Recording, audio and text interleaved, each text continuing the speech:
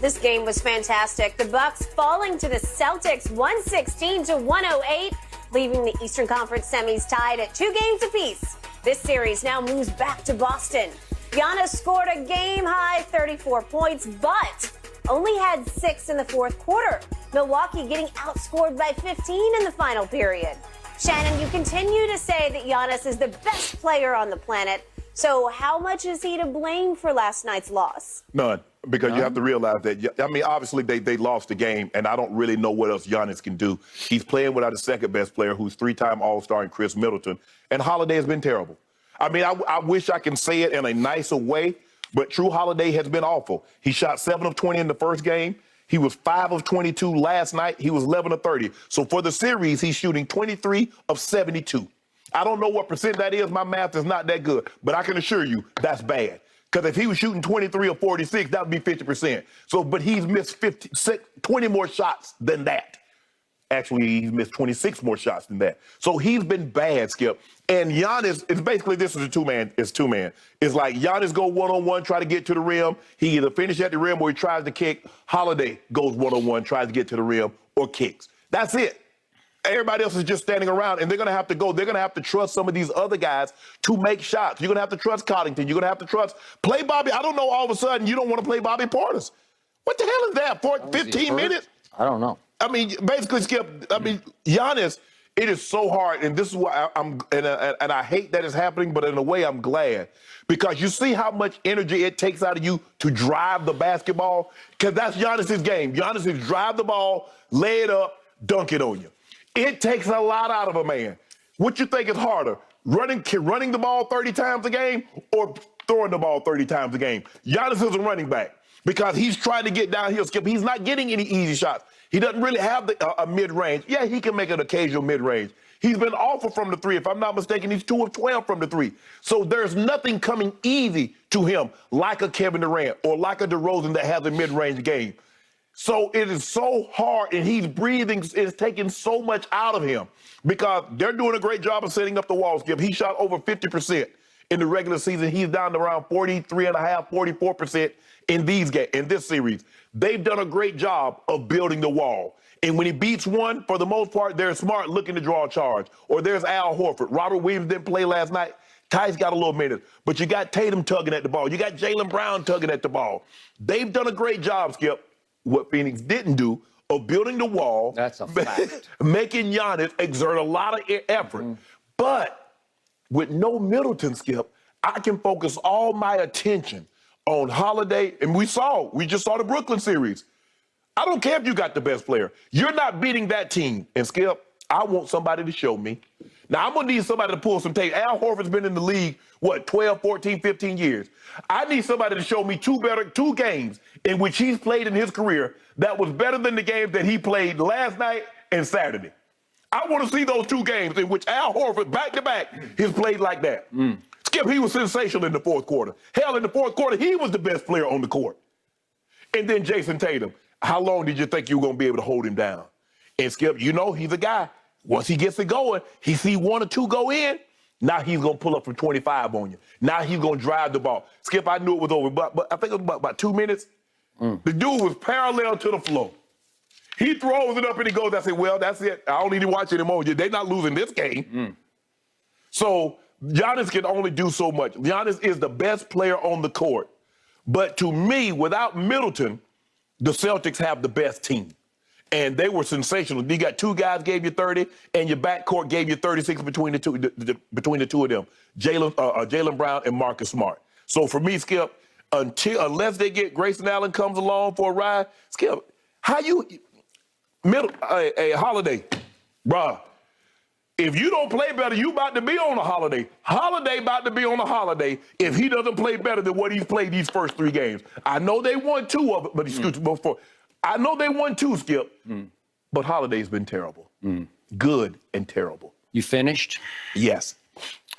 I'm about to unleash on the quote-unquote best player on the planet. On the 1 to 10 scale of blame for last night's loss, I'm going to an 8 for Giannis, only because day after day after day after day after day, I have to sit over here and hear you say he's the best player on the planet. I don't agree. I don't see it. I don't believe it. And the last 2 fourth quarters are proof positive he is not the best player. You say, who is? Well, Kevin Durant was until this same Boston team knocked him right off that throne onto his backside.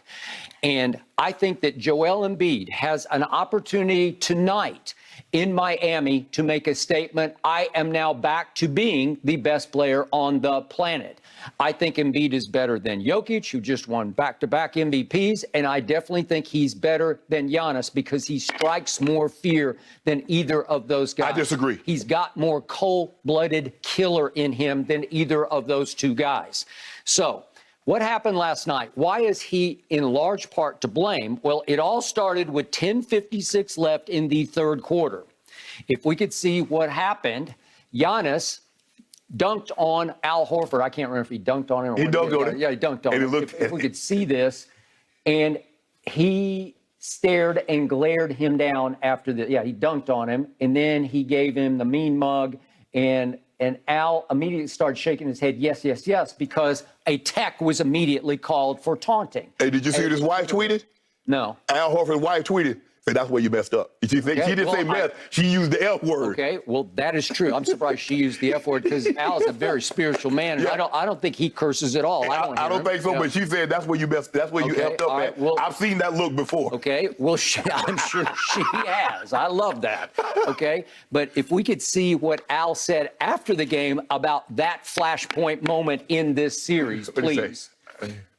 I don't really know what he said to me, but the way he was looking at me and the way that he was going about it really didn't sit well with me. And at that point, I think just something switched with me. Whew. Do you realize this is Al Horford, as even keel a basketball player as there is on this planet? Yes. He's played in 132 playoff games, so he's far more seasoned than anybody on the Celtics roster, because next down the list is Marcus Smart at 74. So it's 132 playoff games to 74, and then it goes down, down, down. Right. So this is still a very young playoff basketball team, except for him. And they got him back in the Kemba Walker deal. Kemba went to Oklahoma City, and Al returned to Boston. Right. And that was a sweet deal for Boston because they needed his veteran calmness and presence. But for once, he got very emotional because he did not like that because he doesn't play that. And he's not going to let Giannis give him that because I don't think he views Giannis as a really tough guy. There's some fake toughness. Well, you see, here Jaylen Brown got into it. Okay. Jaylen Brown said, get your head off my... I'm going to get there. I'm going to get there because that's why Giannis is factoring into my blame scale here. Okay. Oh, he got him going. Okay, so how did Horford respond after you just saw what he said after the game? What was the next big play in the game? Well, it was the play of the whole series because it came with 9:51 left in the fourth quarter, and it set everything in motion. He repaid him, if we could see this. This one took my breath away. I did not see this coming. Boom. And then he got him back a little bit. He got him a little bit. And you can't tell me there wasn't some intent on the follow-through elbow. And again, it's a dead ball foul because the play has been blown dead, but then he gives him a little bit of a pop with the elbow in the nose. Take that with you. Yeah, just here. You know, now we're even, right? Okay, so he gets a technical. He doesn't get a flagrant 1 or a flagrant 2 because it's dead ball. So he gets a technical. I'm cool with that. And I'm sure Al Horford was cool with that. And then he follows that up at 8:08. If we can see the next play that was monumental to this game, another flashpoint moment. Here comes Al Horford. The three on the break. Yes. The transition three. He says, give me the ball. I got this. And he rips it as clean as you can rip it. And would you believe that gave them the lead for the first time by 3 points? Yes. And then all of a sudden, look at this. When he did that, I said, what? Here we go. The door just got slung wide open. And guess who ran through the open door? Jason Tatum did, then Jaylen Brown did, then Marcus Smart did. And they're all making shots out of their you-know-what, right? Because they were. Because Al Horford set the tone. He changed the series with the dunk and the three. And I will always remember this game as the Al Horford game because it just was. I think everybody's going to remember. But Skip, we talked about this last week. Remember Phoenix playing the Pelicans? I said, Skip, they missed 3 shots. Well, Boston say, you never seen anything like that? Watch us. They missed 3 shots the entire fourth quarter. You're not losing, Skip. You're not losing the game. They scored 43 and missed 3 shots. 43?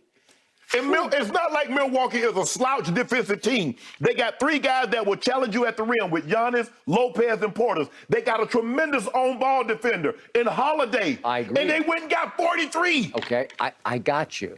Okay, so now you brought this up. Let's go to 127 left, and let's see what Jaylen Brown did after Giannis hard fouled him. I think he thought he shoved him. Yeah, and he goes out of bounds. He said, and here we go. And Giannis says, hey, that's okay. And he tries to put an arm around him, and he just slaps him off.